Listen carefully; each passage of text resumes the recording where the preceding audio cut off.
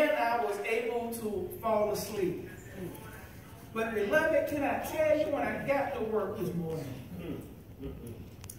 the devil met me in the meeting room. Yeah. Because when I got there, I thought everything was going to be all right. Yeah, I knew we had this meeting this morning, and when I walked out of the truck, I always say, Lord, please guide me throughout this day. Any issues come up, please give me the strength and the knowledge to solve them. And please keep my mouth closed if something comes up. But the devil met me in the conference room at a meeting. So after that altercation, and I told my boss, if he don't shut somebody up, one of us gonna end up in the hospital and the other one's gonna end up at the jail. I kind of left it alone. But shortly after that, the devil showed back up at my desk. And when he showed up at my desk, it felt like Brother McKay, he sat there all day long. He didn't want to leave. He was just like one of them house guests that come over and visit and just sit there. You give them all the hints in the world. Sister Laura, I got to go to the store. You tell them I got to go to the store. And they say, well, I'll wait till you get back. You tell them to ride somewhere with you so you can get them out of the house. And they said, no, I'm fine. It seemed like he wanted to stay all day long. And I told Sister Linda last night that on the way home, I had a sermon that I was going to preach. But after the day I had today, I realized that you got to have perseverance. Yes. And you got to have some endurance.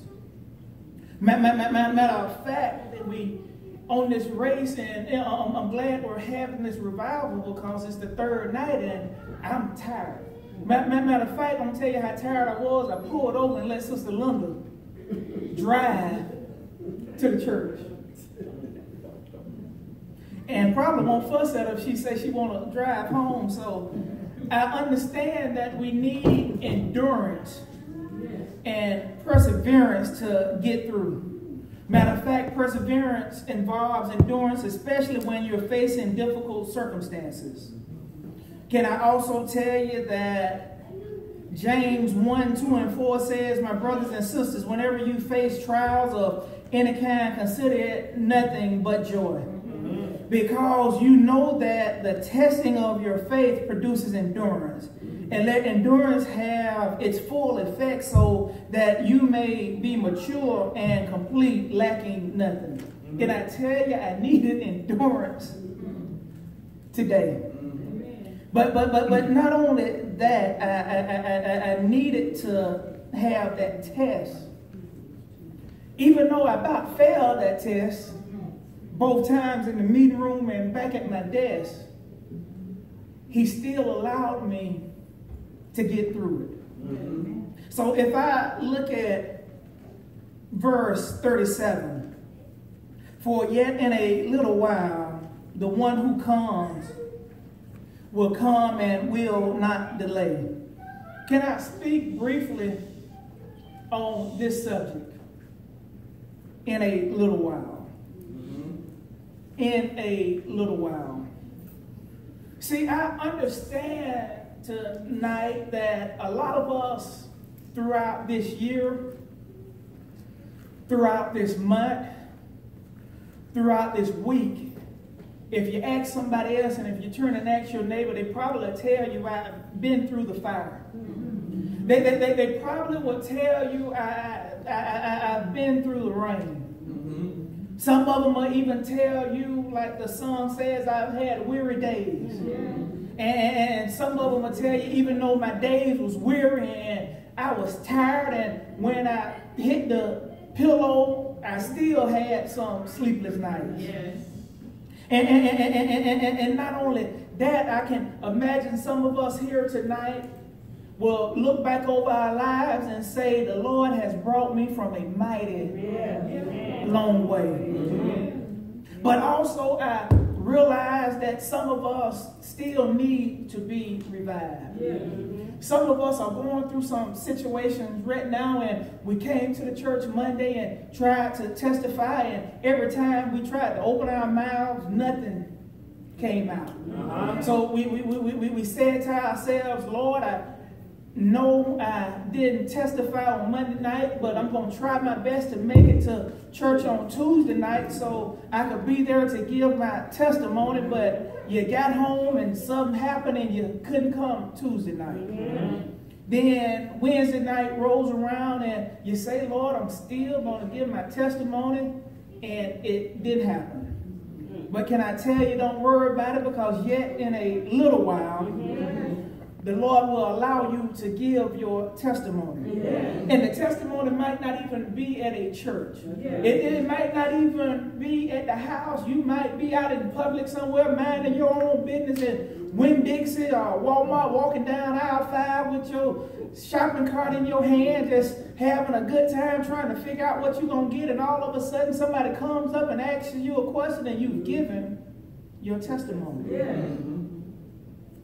So yet in a little while, don't worry about a lot of the stuff that is going on. Because when I sit there and think about it and think about today, I realized that I had to go through last night in order to get to this morning. But if I wouldn't have went through all of that, I wouldn't be standing here telling y'all in a little while.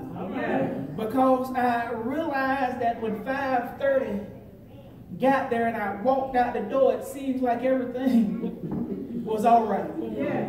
It seemed like the sun was shining a little brighter. It seemed like the birds was chirping a little louder. Because I realized when I looked back, the devil was behind me. Matter of fact, what does the scripture say? Get behind me, Satan. And I know he still might be waiting for me at work tomorrow. But I realize that's another test I got to face. Not trying to keep you too long tonight, because I know we got some other stuff to do. But when we look at our text, the first thing we see is the author telling the people, don't abandon their confidence, because it will bring great reward. Sometimes in life, sometimes things in life will shake our very foundation. People will mess up your confidence. People will have you thinking your name ain't what your name is. People will have you thinking you not even worth 2 cents. People will have you thinking that you ain't even black no more. People will mess up your confidence. And then a loss of a family member, a loss of a job, the loss of a house, just the loss of some money will mess up your confidence. Matter of fact, have you ever lost something and the first thing you think, Lord, am I getting old? Am I losing my mind? Then you think you got Alzheimer's and all of that. Now you're depressed because you can't remember that. A loss will mess up your confidence. But can I also tell you, my brothers and sisters, the children of Israel had went through some stuff. They went through some stuff that should have shook their very foundation. But yet and still, the Lord was telling them to keep your confidence. Because the confidence is what's going to get you through. When you had that operation and you didn't think you was going to make it the next day, but you did. Now you should have confidence and know that the Lord will get you through any situation. And if you just need somebody to look at, let's look at David for a second. David's confidence could have been shaken. Why should David's confidence been shaken? Because people doubted him against Goliath. Matter of fact, his own friend, his own mentor, the one he looked up to, tried to kill him. Matter of fact, if you go a little bit further, his own wife condemned him. So David's confidence should have been shaken.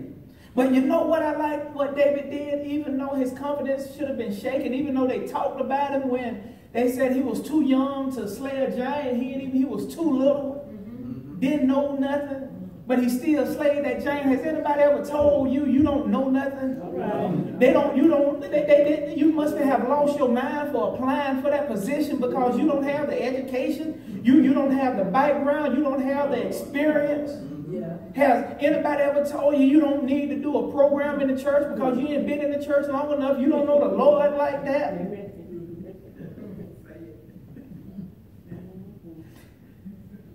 David should have been shaken. Matter of fact, have you ever had somebody that you grew up with? Your ace boom coon. Your running partner. Like my dad always says about his best friends, his house. You had that person that your ride or die. All of a sudden turn their back on you. David's confidence should have been shaken. Then we talked about the wife. Have you ever been in a relationship and it seems like the person you depend on and trust the most that you think that should have your back condemns you? David's confidence should have been shaken, but yet and still, my brothers and sisters, David said, I can walk through the valley of the shadow of death and fear no evil. In other words, David said, I faced a giant and the Lord got me through. I faced a situation with a person that all I wanted to do was help out, tried to kill me, and the Lord got me through. My own wife, when I was just happy and getting my praise on because what I went through to get the Ark of the Covenant back, tried to condemn me, but yet and still I'm going to walk through this valley and I ain't going to have no problems because as I walk through it, I know the Lord is with me. Have you been walking through your valley? Matter of fact, can I tell you right now, and I'm about through already, the songwriter said there will be mountains that I have to climb. And there will be battles that I have to fight. But yet in a little while, victory or defeat, it's up to me to the side. Can I tell you right now, you can never win the championship if you don't get in the game. Now, I understand what some people are saying. Well, there's some bench warmers that have played for the Patriots and the Seahawks and the Bulls and all of that got a championship ring. But this is not basketball. This is not baseball. This is tennis. This is track. This is golf. If you don't get on the golf course, you can't win. If you don't get on the tennis court, you can't win. Matter of fact, I think the Lord said everybody has a race to run. So in other words, if you don't get on your track, you're not going to win the race. Matter of fact, I never seen anybody that didn't win a race that never started. If you look at Michael Johnson, every time he started the race, I think he finished the race. So in other words, how can I expect to win if I never tried? But even in my trying, I'm going to realize that I'm going to fall down every now and then. Matter of fact, have you ever seen somebody, they get to that first hurdle and they hit that first hurdle, all is good. They get to that second hurdle and everything is all right. Matter of fact, they got probably about a 3-length lead on everybody else, and they get to that last hurdle and all of a sudden they miss timing and fall down.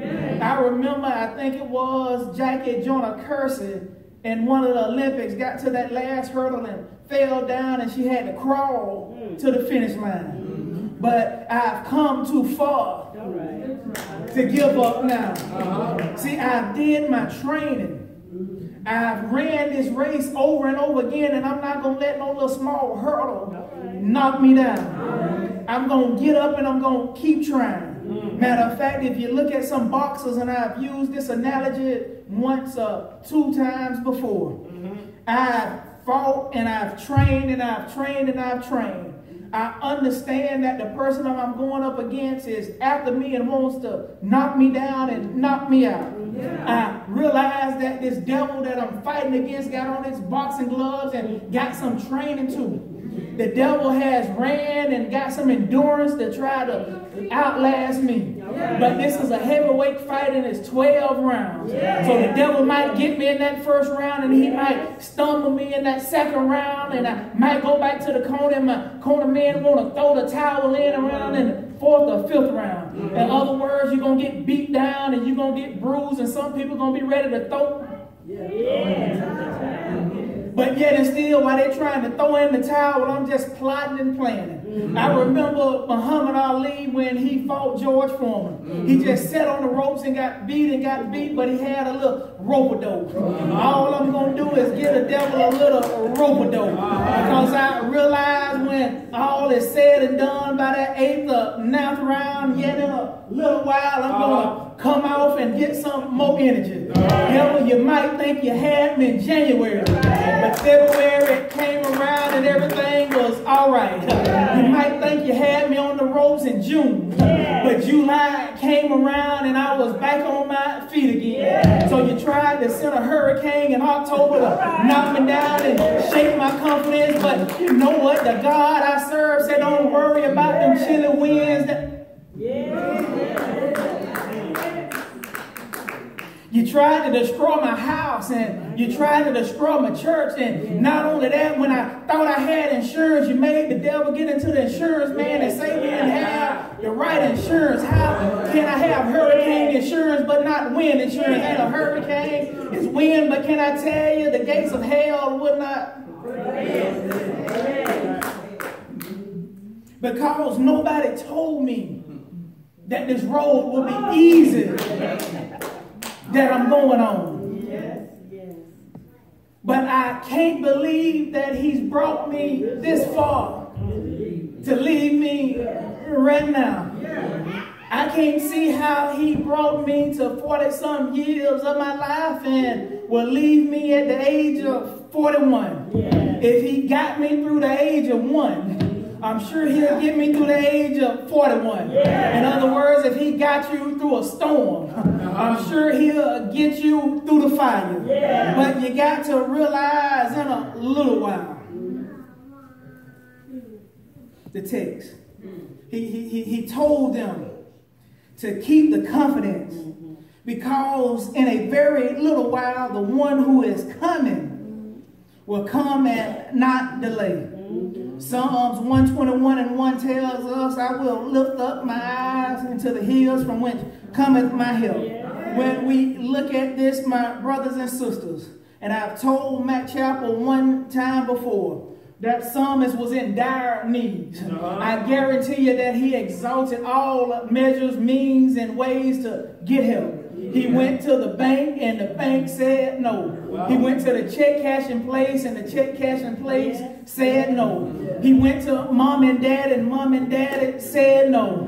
He went to brother and sister said no. He went to the job and asked the job for a raise and the job said no. So he had extended all ways and means of how he was going to get what he needed to get. But yet and still he realized that in a little while that if he looked up, his help was on the way. Can I tell you right now, as I get ready to take my seat, I know we in the 3rd night of a revival. And I understand that you may be getting weary. You may be getting weak. But yet in a little while, you'll get your second breath. Have you ever been out in the yard and doing some work and all of a sudden you got a little tired? You had to step back for a minute, but time you got that second wind, everything was all right. Yet in a little while, you may be on your first wind right now. The devil may be trying to jump up and down on your stomach to knock the wind out of you. Matter of fact, that bear might be on your back. And it seems like he got the refrigerator in a wooden shack too. But yet in a little while, everything will be all right. If you don't believe me, just take a trip with me down memory lane. I remember a young lady with an issue of blood. She went everywhere she could. She went to the doctors and the doctors just couldn't do. She went to the store in Massengill, just wouldn't work. Every now and then she went to a friend and asked a friend what's going on. A friend said, you got to get away from me because you're unclean. But yet in a little while she heard about a man. She heard about a man that could heal anybody. She said if I just get close enough to him and touch the hem of his garments, everything will be all right. Can I tell you right now, the doctors may have written you off. Your friends may have said you might as well get your will ready. But I know about a man that's going to come through and heal you right now. All you got to do is get a little close to him. Can I not stop right there? I remember Mary Magdalene. They said she was demon possessed. Nobody wanted to touch her. Everybody talked about her. Everybody looked at her funny. But yet in a little while, Jesus came through and looked at her and said, demons, get out. Some people may think you're possessed right now. Don't worry about it. They may think you're losing your mind. Don't worry about it. Because yet in a little while, everything will be all right.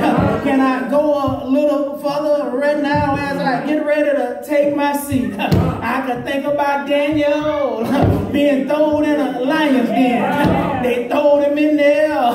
But Daniel said, yet in a little while, everything will be all right. Daniel said, lion, I ain't worried about you. Matter of fact, I'm just going to paraphrase right now. Daniel said, why won't you throw a tiger and a bear in here right now? Because in a little while, I got the lion tamer on the way. I got the tiger tamer on the way. So you can throw me in here and I'll stay here all night. Matter of fact, I'm going to look at the tiger. I'm going to look at the lion. I'm going to look at the bear and just look at them up and down and tell you you can't touch this anointing. Have you had some people that want to throw you to the wolves, that talk about you up and down? Just look at them up and down and say, in a little while, you will be my footstool. Can I go a little further? I know I got to take my seat. I ain't got to watch no more because my Fitbit broke. But yet in a little while, I'll get another one. But let me tell you about Meshach, Shadrach, and Abednego. They threw them in a fiery furnace. But you know what Jesus said? I was waiting on you for a little while. I've been here all night long. Matter of fact, I put some coals on the fire for you to make sure it's real hot. But don't worry about it because I got your suntan lotion. I got your fire jacket. Let them throw you in and I guarantee you I'll put it out. Have you ever been thrown in the fire? Matter of fact, some of us are in the fire right now. But can I tell you, as I take my seat, David said, weeping may endure for a night, but that joy gonna come in the morning. Can I tell you, Mike Chapel, don't worry about what they say about you. Can I tell you, don't worry how they act towards you. Can I tell you, don't worry if you still got a tarp over your house. Can I tell you, don't worry if trees are still down.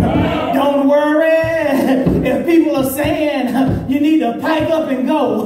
Yet in a little while,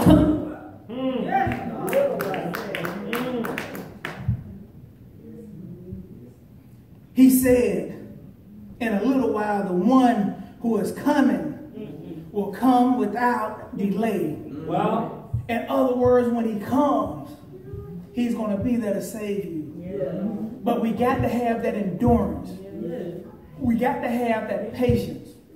We got to have that confidence to know that no matter what we're going through in this world, no matter what obstacles that we face, no matter what temptations that are out there, no matter whenever the devil shows up, we got a Lord that's going to show out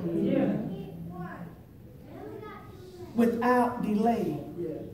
Can I tell you tonight that somebody somewhere that's having an issue, somebody somewhere is thrown in the fire, somebody somewhere has been in the lion's den. Matter of fact, somebody right now is facing a giant.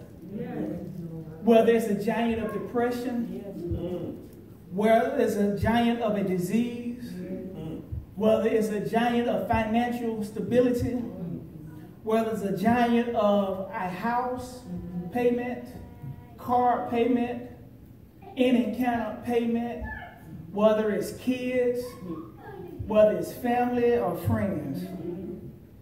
But can I tell you, no matter what that giant is, no matter how many times they throw you in the fire, no matter how many times they sick the lions and the wolves and the bears and the tigers and the giraffes and the snakes and the coyotes and the alligators and the possums and whatever else. And I know some of us don't like cockroaches, so they'll throw cockroaches on you. And some of us don't like, they even tried, Brother McKay, to put mice in the church so people will run out. But yet and still, in a little while, the Lord will come and see about you.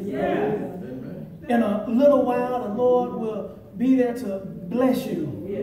Because we got to realize when David was going through what he was going through, he realized that that weeping may endure for a night. Now, don't get it twisted. Some of us have had our nights for a long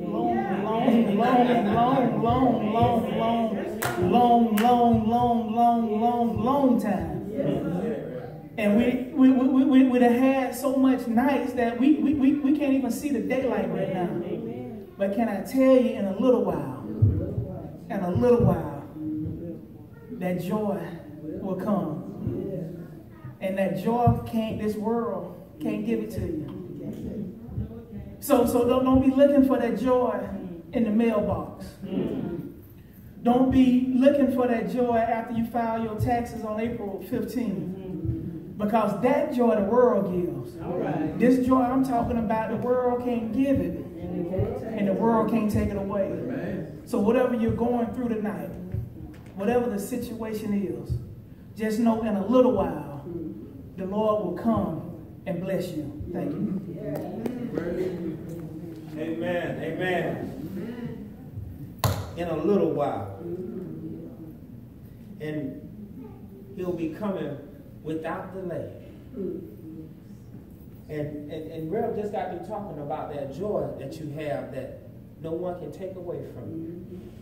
In order for you to have that joy, and if you want that type of joy, and I know we might be preaching to the choir, because everybody here may have accepted the Lord and Savior, Jesus Christ, as their Savior. But if you haven't, and you want to be ready in a little while, when that time comes, as we stand to our feet, and somebody give us a suitable selection, the invitation to discipleship is now upon us. And if you want to be able to have that joy and be ready in a little while, I know when I was younger, I used to get scared when a pastor or a minister would stand up and say that in a little while, he'll be coming back. But at that time, I didn't know if I was ready. But now is the time for you to know if you're not ready.